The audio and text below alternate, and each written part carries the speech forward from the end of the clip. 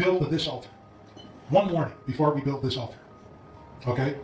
Some people get into the custom, non-denominational Christians, Protestant Christians, Catholic Christians, they get into this custom of building a physical little altar in their house. Okay? Do not do that. Naughty, naughty.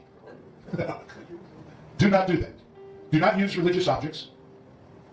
All religious objects are cursed objects. Yes, cursed objects. There is no scriptural basis for using religious objects. None. Zero. It is not in the Protestant Bible, the non-denominational Bible. It is not in the Catholic Bible.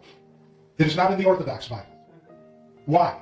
Because Jesus said, when Satan comes, he comes as an angel of light. What is that? Religious.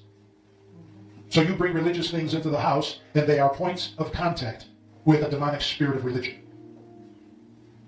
So any of those things, statues, rosaries, candles, whatever,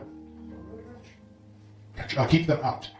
Little altars, physical altars that you build that you want to pray in front of or things like that, keep them out of the house. Why? Because over time, what ends up happening is that a lot of people end up relating to the physical altar. And then the physical altar becomes something they become attached to.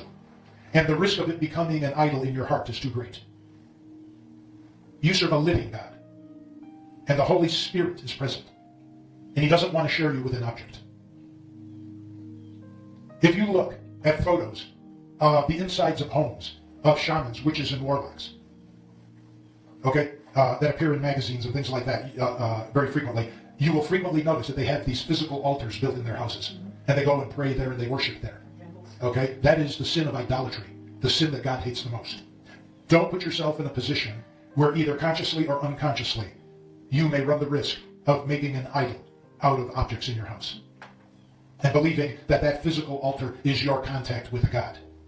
And relating to God through those objects or that altar as an object. No. God is a living person. We just went through a study that showed that Christ is our altar. He shares his glory with no one or nothing. Don't go there. Don't do that, please. Realize that you are dealing with a living God who wants intimacy with you directly. And he doesn't want any objects interfering in between. Okay? So the altar that you're building in your heart to the living God. Okay.